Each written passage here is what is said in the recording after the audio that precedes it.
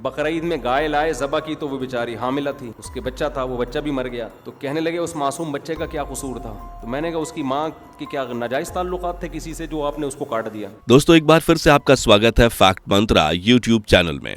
अच्छा, आपको मालूम है मुसलमान गाय क्यों खाते? और क्या सभी मुसलमान गाय का मांस खाते हैं?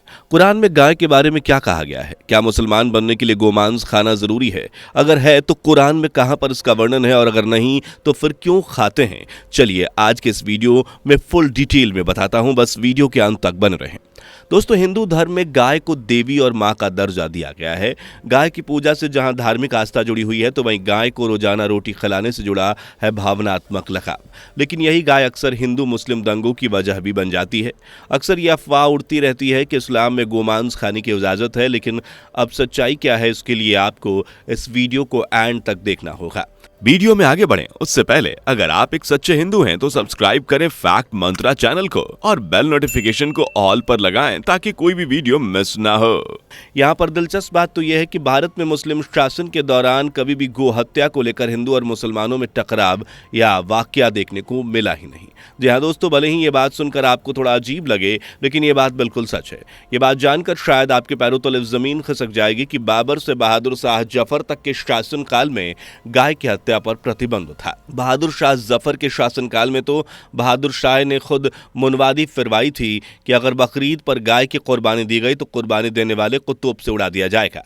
अब जहां हमारे इतिहास में इस चीज को लेकर कभी बहस नहीं छिड़ी, लेकिन आज ये मुसलमान और हिंदुओं के बीच एक बहस का ही नहीं बल्कि हिंसा का भी एक मुद्दा बन गया है।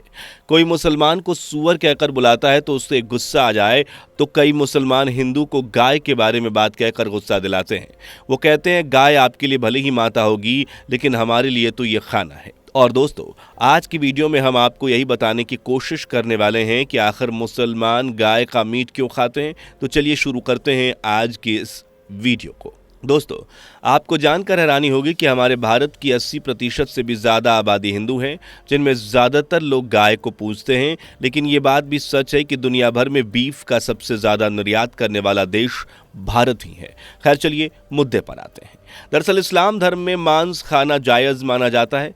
इसमें कुछ शर्तें हैं कि वो क्या खा सकते हैं और क्या नहीं खा सकते। मुसलमानों का खाना पीना, उठना बैठना, सोना चलना, सबका तरीका दीन इस्लाम ने बताया हुआ है और ज़्यादातर मुसलमान अपनी ज़िंदगी दीन इस्लाम पर गुजारते हैं। आपको बता दें कि उसको ही वो अपना परम कर्तव्य भी समझते हैं और इसी के लिए अपनी भलाई इसी में समझते हैं। आपकी जानकारी के लिए बता दें कि मुसलमानों की सबसे पवित्र किताब जिसे कुरान कहा जाता है, उसके सूरह 2 आयत 173, सूरह 5 आयत 3, सूरह 6 आयत 145, सूरह 16 आयत 115 के इस विषय पर एकदम स्पष्ट आदेश दिए गए हैं कि वो ऐसे कोई भी जानवर का मांस नहीं खा सकते जो हलाल ना हो। अब कुछ लोगों को लगता है कि आखिर मुस्लिम इसे मानते क्यों हैं, तो आप ज़रा इसे इस तरह से देखिए। हिंदुओं के लिए जो कुछ भी है वो वेदों में लिखा हुआ है। हिंदुओं को ऐसा लगता है कि अगर इस वेद के हिसाब से हम काम करेंगे तो हम धर्म के रास्ते पर चलेंगे और ये हमारा कर्तव्य है। ठीक इसी बात का इस्लाम भी मानना है। इसलिए मुस्लिम मानते हैं कि कुरान का पालन करना ही उनका कर्तव्य है और धर्म है। अब आपको लग रहा होगा कि यहाँ पर बात तो गाय को लेकर हो रही थी, फिर इसे कुरान में कहाँ से जोड़ दिया गया। तो दोस्तों, यही वो मसला है जिसके कारण ये सब हो रहा है। जानना चाहते हैं कैसे, तो बने रहिए वीडियो के एंड तक। दोस्तों, अगर आप कुरान का चैप्टर नंबर 2 देखेंगे तो आपको हेडिंग दिखाई देगा सूरह अल बकर लिखा होगा। अब बकर का मतलब आप में से तो बहुत सारे लोग बकरी समझेंगे, पर ऐसा नहीं है। जी हाँ दोस्तों, चौंकिए मत, यहाँ बकर का मतलब गाय है।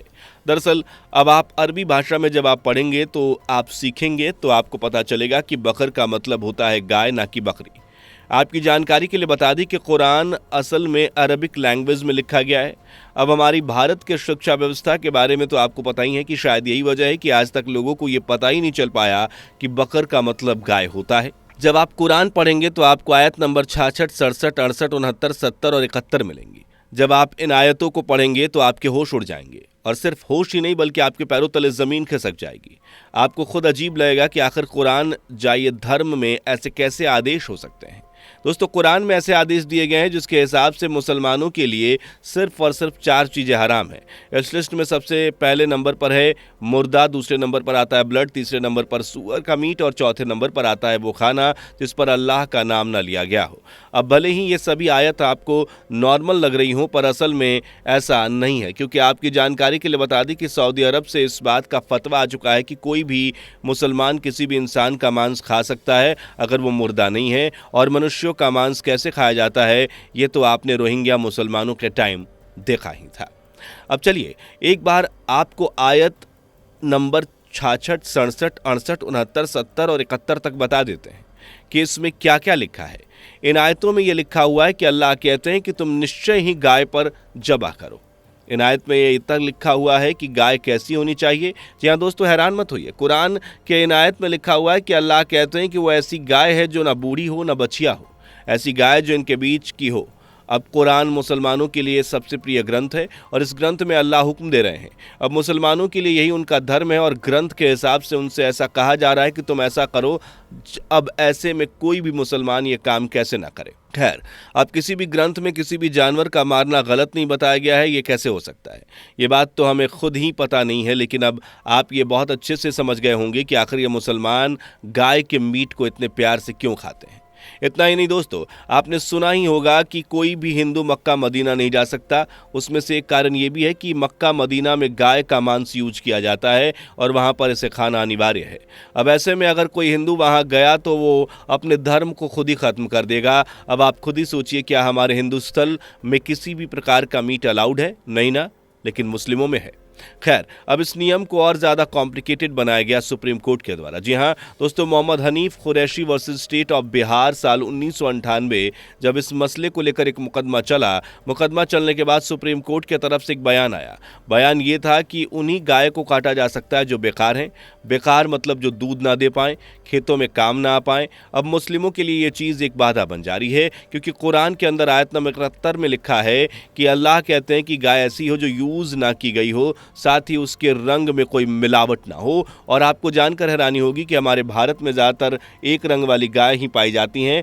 मैं तो लिखा गया है कि एक ऐसी गाय होनी चाहिए जो बूढ़ी ना हो और बछिया भी ना हो। और अंत में कुरान में यह लिखा गया है कि ना चाहते हुए भी लोगों ने गाय को मारना शुरू कर दिया। अब अगली बार दोस्तों, अगर आपसे कोई भी बोले कि ऐसा कुछ कुरान में नहीं लिखा है तो आप एक बार उन्हें इस आयत के बारे में ज़रूर याद दिलाएं। खैर, आपकी जानकारी के लिए बता दें कि साल 2005 में सुप्रीम कोर्ट ने एक बार फिर से इस पर विचार किया और कहा कि गाय को मारने के बाद उनके मीट से और हड्डी से ज़्यादा आय नहीं होता, लेकिन जब एक गाय जीवित रहती है तो उसके मूत्र से, गोबर से एक खेत को बड़े आसानी से जिंदा रखा जा सकता है। और इन्हीं सब को देखते हुए सुप्रीम कोर्ट ने कहा कि किसी भी जानवर की हत्या करना सही नहीं है। आपको जानकर हैरानी होगी कि आज भी हमारे भारत में 10 राज्य ऐसे हैं जहां पर धड़ल्ले के साथ गाय के मीट को बेचा जा रहा है। केरल, पश्चिम बंगाल, असम, अरुणाचल प्रदेश, मणिपुर, मेघालय, मिजोरम, नागालैंड, त्रिपुरा, सिक्किम और केंद्र शासित राज्य लक्षद्वीप में गोहत्या पर कोई प्रतिबंध नहीं है। वहाँ ये बाजार में बिकती भी हैं और खाया भी जाता है। ये वहाँ के रेस्टोरेंट और होटलों में खुलेआम परोसी जाती हैं। यहाँ गाय, बछड़ा, बैल, सांड और भैंस का मांस खुले तौर पर बाजार में बिकता है और खाया जाता है। 8 राज्यों और लक्षद्वीप में तो गोहत्या पर किसी तरह का कोई कानून ही नहीं है। बता दें कि असम और पश्चिम बंगाल में जो कानून है उसके तहत उन्हीं पशुओं को काटा जा सकता है जिन्हें फिट फॉर स्टॉलर सर्टिफिकेट मिला हो। ये उन्हीं पशुओं को दिया जाता है जिनकी उम्र 14 साल से ज़्यादा हो या जो प्रजनन या काम करने के काबिल नहीं हो। हाँ, वो बात अलग है कि 26 मई 2017 को भारतीय जनता पार्टी के नेतृत्व वाली केंद्र सरकार ने पूरे देश में पशु बाजारों में वध के लिए मवेशियों की बिक्री और खरीद पर प्रतिबंध लगा दिया था। लेकिन जुलाई 2017 में सुप्रीम कोर्ट ने अपने फैसले में मवेशियों की बिक्री पर से प्रतिबंध को सस्पेंड कर दिया। अब सारा का सारा माजरा इसी में उलझा हुआ है, क्योंकि संविधान कुछ और कहता है, कुरान में कुछ और लिखा है और इसी बीच ये पूरा माजरा फंसा हुआ है। क्योंकि एक तरफ संविधान कहता है कि जानवरों को मत मारो और दूसरी तरफ वो ये भी कहता है कि अल्पसंख्यकों के धर्म को नुकसान ना पहुंचाओ। वैसे दोस्तों, आपको क्या लगता है कि अगर किसी ग्रंथ में किसी ऐसी चीज के बारे में लिखा है जो गलत हो तो क्या हमें वो मानना चाहिए? कमेंट सेक्शन में जरूर बताएं। उम्मीद करते हैं कि आपको इस बारे में पता चल गया होगा कि आखिर ये मुस्लिम गाय का मीट क्यों खाते हैं। वीडियो पसंद आई हो तो वीडियो को लाइक और शेयर करना ना भूलिएगा।